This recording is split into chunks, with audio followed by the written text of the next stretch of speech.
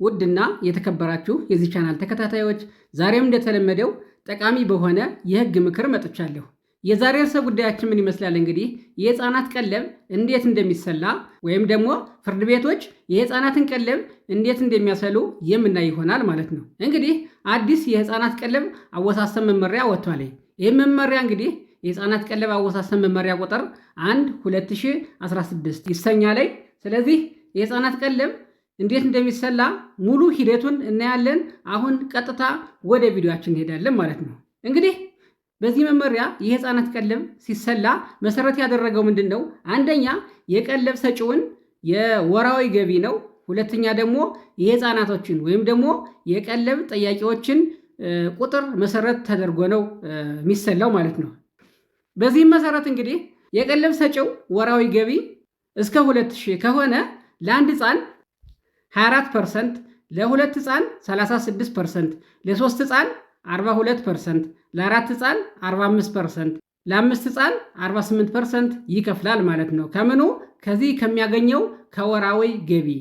ቀለብ ሰጪው ወራዊ ገቢው ከትንሽ ጀምሮ እስከ 2000 ከሆነ አሁን በዘረዘርኳቸው አግባብ ይከፍላል ማለት ነው።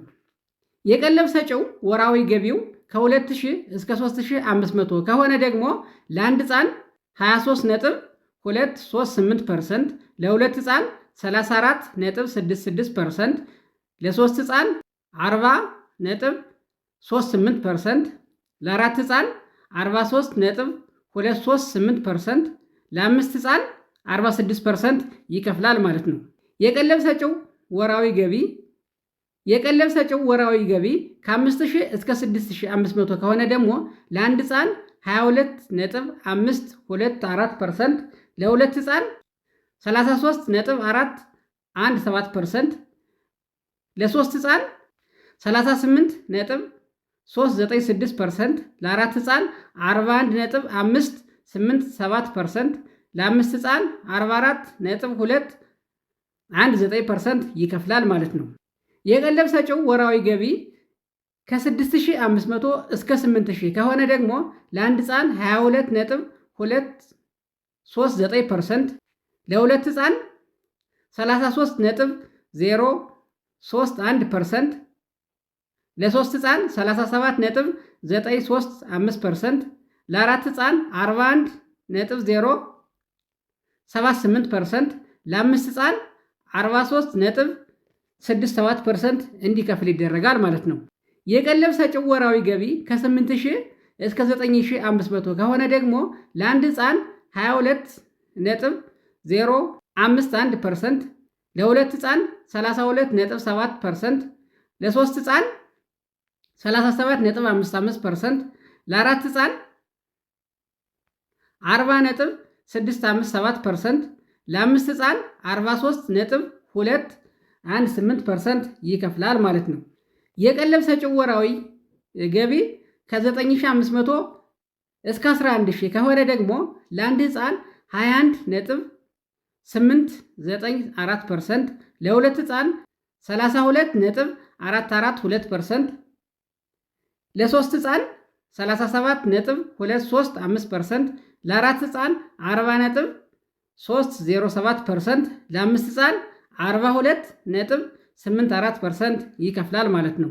የቀለብ ሰጪው ወራዊ ገቢ ከ11000 እስከ 12500 ከሆነ ደግሞ ለአንድ ህፃን 21.76%፣ ለሁለት ህፃን 32.213%፣ ለሶስት ህፃን 36.962%፣ ለሶስት ህፃን 36.962%፣ ለአራት ህፃን 40%፣ ለአምስት ህፃን 42.517% ይከፍላል ማለት ነው።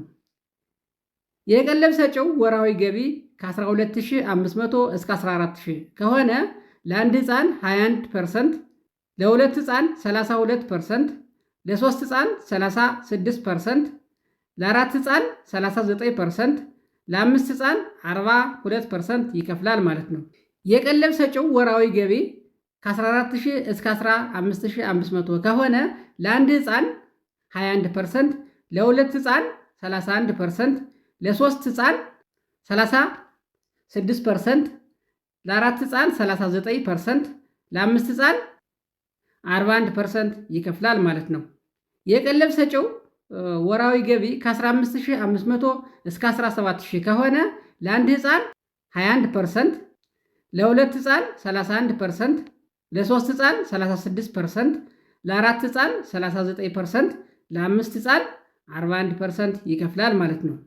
የቀለብ ሰጪው ወራዊ ገቢው ከ17000 እስከ 18500 ከሆነ ለአንድ ሕፃን 21.349%፣ ለሁለት ሕፃን 31.52%፣ ለሶስት ሕፃን 36.141%፣ ለአራት ሕፃን 39.103%፣ ለአምስት ሕፃን 41.546% ይከፍላል ማለት ነው።